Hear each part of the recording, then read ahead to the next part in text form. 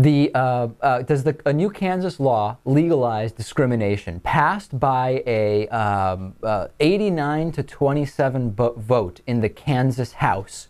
Kansas Preservation of Religious Freedom Act has passed, and the question is, does it legalize discrimination? The bill, some say, would allow people to fire employees if they find out the employees were gay, as long as it is based on a deeply held religious belief. Same thing for kicking out a renter of their home. This religious exemption, so to speak, extends past just places of business. It extends to universities, where students or instructors could opt out of a school's anti-discrimination policy. This idea of opting out of a policy that is the law is concerning to me. Particularly, could you opt out of the law that makes murder illegal? Because listen, in the Bible, there are instances of murder where God said, you got to murder someone, okay? And murder is okay. So these rules apply to any religion?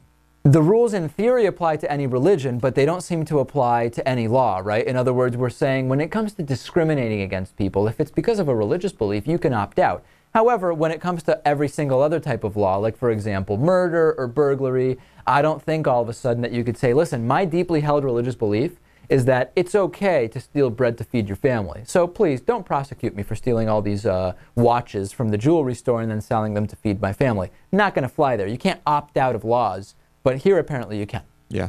In reality, this is an anti-religious freedom law. How so? Because you could be discriminating against someone because of their religious beliefs. Oh, sure.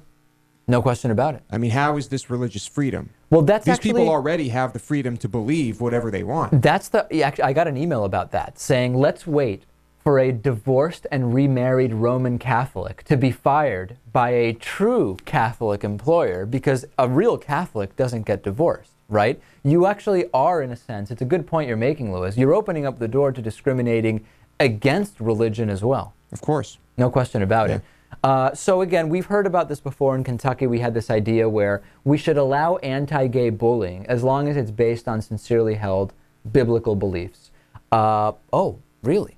We should do that? But that's really the direction we want to go? So this is not a first, ladies and gentlemen, but it's very, very, very disturbing. Okay, let's take a break. We'll try to get the WikiLeaks story in after the break. Julian Assange seeking asylum at the Ecuador Embassy in the United Kingdom. We'll take a break, Louis. We'll come back with plenty more after this.